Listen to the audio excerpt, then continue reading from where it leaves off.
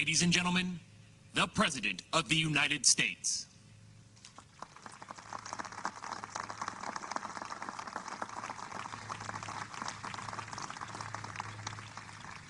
Thank you very much. Before I begin, I want to say a brief word about Senator Dianne Feinstein, who passed away this morning. She was a historic figure, trailblazer for women, and a great friend. Dianne made her mark on everything from national security to the environment, to gun safety, to protecting civil liberties. The country's going to miss her dearly, and so will Jill and I. I'll have more to say about her later today. Vice President Harris, our second gentleman, Secretary Austin, members of Congress, leaders of the Department of Defense, both current and former, friends and officials from around the world, thank you for being here today to mark the change of responsibility and to celebrate the service of General Mark Milley, a combat infantryman, a master parachutist, a Green Beret, a warrior who served a total of 5 years in war zones, from Panama to Haiti to Bosnia to Afghanistan to Iraq, with a chest full of medals to show for it. The leader who once ran across a bridge booby-trapped with mines to stop 2 battle tanks evacuating wounded troops from driving across it. A patriot, uncompromising in his duty, unflinching in the face of danger, and unwavering in his service for the country. And Holly Ann, none of us can say enough about you. You served right alongside him every step of the way, and that's not hyperbole. You served alongside him every step of the way. You pulled double and triple duty to make sure you and Mark were always doing right by your family, supporting the military community while maintaining your own career as a nurse. It's incredible what you have achieved, Holly Ann. The work you've done to increase support for military spouse employment is going to keep improving the lives of military families for a long time. And Peter and Mary, thank you for sharing your dad with us. I know it wasn't easy. All those moves, all those schools, all those months, your dad was deployed. You couldn't be together. Thank you for all you've given to our country. And Mark, I know one of the best parts of retirement for you is already mentioned by our secretary. You're going to spend more time with your kids. That's going to be fun, man. I tell you what, I love my kids. I'm crazy about my grandkids. Now, everyone who has spent time with Mark knows 3 things about him. Several were already mentioned. 1, he's from Boston. He parks his car in car garages. He likes maps, and he loves the Constitution. But each of these 3 things points to something deeper about Mark's character. His Boston heritage isn't just about pride of place. It's pride in what shaped him, the values that have guided his whole life. It's about the father and mother, both veterans of World War II, who set the example of nobility, of the nobility of serving your country. It's about knowing that his dad was among those who landed in Iwo Jima, and that if those young men his father served alongside could raise a flag on Mount Suribachi, then there's nothing America cannot accomplish when we work together. It's about how his parents strived and sacrificed so their children would have every opportunity to chart their own future.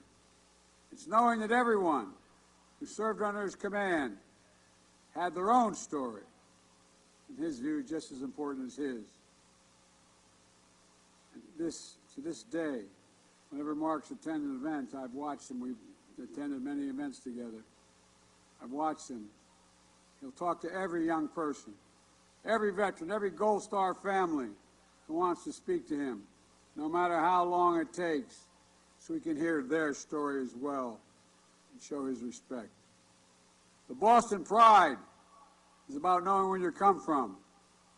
The maps are about knowing where you are and where you're going. Mark wants to make sure he has the necessary facts to inform his decisions as a leader and his advice to others. As Commander-in-Chief, I've relied on Mark's counsel because I know he always gives it to me straight, no matter what. He always gives it to me straight. He's working with the best information possible, and he doesn't hold anything back. During his tenure as chairman, Mark has been a steady hand guiding our military as we navigate what I would argue is one of the most complex security environments our world has faced in a long time. He's been critical to strengthening America's existing alliances, from NATO to the Indo-Pacific, to building the new strategic partnerships like AUKUS, and keeping our force at a cutting edge in the fields of cyber and space, ending America's longest war and continuing to take terrorists off the battlefield, standing with the brave people of Ukraine, and making sure they have the equipment and support they need when they need it to defend their freedom, letting them know how much he respects them. Mark, your partnership has been invaluable to me, and I give you my word to that. And I think it's been invaluable to Secretary Austin as well. I want to thank you for always seeing, always sharing the whole map with me, the whole map. Thanks, pal. When it comes to the Constitution, that is, and always has been, Mark's North Star. I'm so damn proud to serve with him. He's made it the central image on his challenge coin. Those three little words that mean so much to every American, but especially to those who stand in the service of our nation. The middle of his challenge coin says, "We the people." We the people. It's a reminder to all of us what makes us a strong nation, who we are as a democracy, and how the United States, for more than 2 centuries, has always managed to keep moving forward. Not fealty to any one person or to a political party, but to the idea of America. Idea unlike any other in human history. The idea that we're all created equal. That is what the Constitution safeguards. That's what we swear an oath to. And that is why generations of young women and men, Americans of every background and creed, have stepped forward to be part of the greatest fighting force in the history of the world. And that's not hyperbole. You're the greatest fighting force in the history of the world.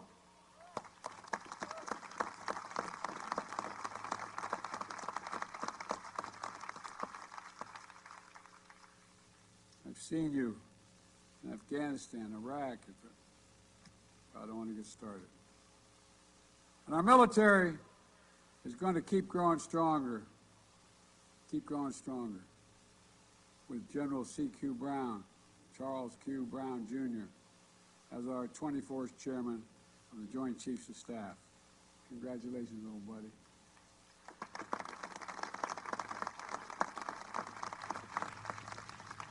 As Mark will tell you, I'll be meeting a lot with you. I said when I nominated General Brown as a seasoned warrior with deep combat experience, an experienced commander of the Joint Force, top flight strategist, a leader known throughout the force for his unmatched judgment and unflappable demeanor. Like General Milley, General Brown is a patriot through and through, sworn to uphold and defend the Constitution. He and his wife, Shireen, have dedicated themselves to keeping our military and their families healthy and vibrant. I thank you both and your sons Sean and Ross for everything you've given to our country over the years. I look forward to working even more closely with you, CQ, as we take on the challenges ahead to ensure that our force can continue to deter and defeat any potential threat to the American people. As Secretary Austin noted, I'm glad that General Brown was confirmed by the Senate, along with the new Commandant of the Marine Corps and Army Chief of Staff. But I must be careful here how I say this, but it's thoroughly, totally unacceptable that more than 300 other highly qualified military officers are still in limbo. I've been here a long time. I've never seen anything like this. It's outrageous, and it must stop. Their promotions, their careers, their families, their futures, held hostage by the political agenda of one senator and the silence of another 47 of them. It's a drag on our force. It impacts everything from readiness to morale to retention. It's an insult to the officers. Years of dedicated service. Our troops deserve so much better. And the House fails to fulfill its most basic function. It fails to fund government by tomorrow. We'll have failed all our troops. Our service members will keep upholding their oaths, showing up for work, standing sentinel, keeping our country secure, but they won't get paid. It's a disgrace. Thousands of Defense Department civilian and civilian servants will be sent home. And the longer they shut down last, the harder it will become for military families to pay their bills.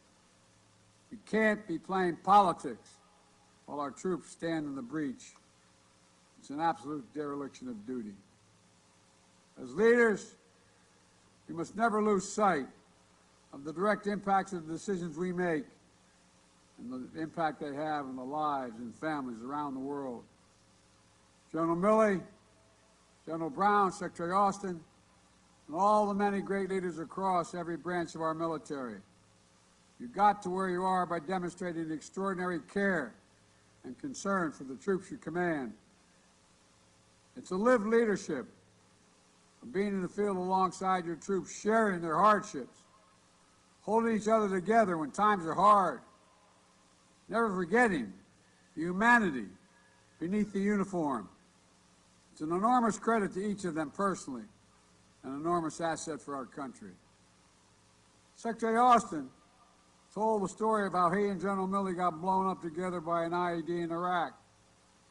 But the part of the story that stands out to me is the reason they were on Route Irish that night to begin with. The reason they were there. They were going to see one of Milley's soldiers who had been wounded.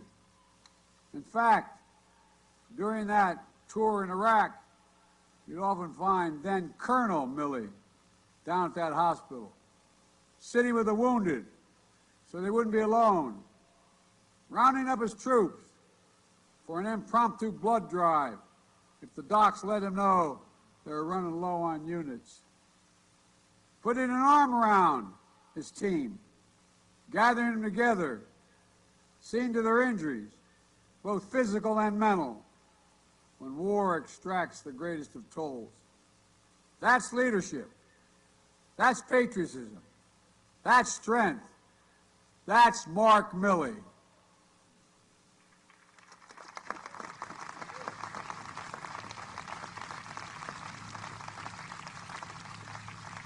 Mark, you know how strongly I feel about you. You've given remarkable service to our country. You've done honor to the uniform of our nation. You've upheld your oath. Thank you. Thank you, my friend. Thank you for being my friend. May God bless you all. And may God protect our troops.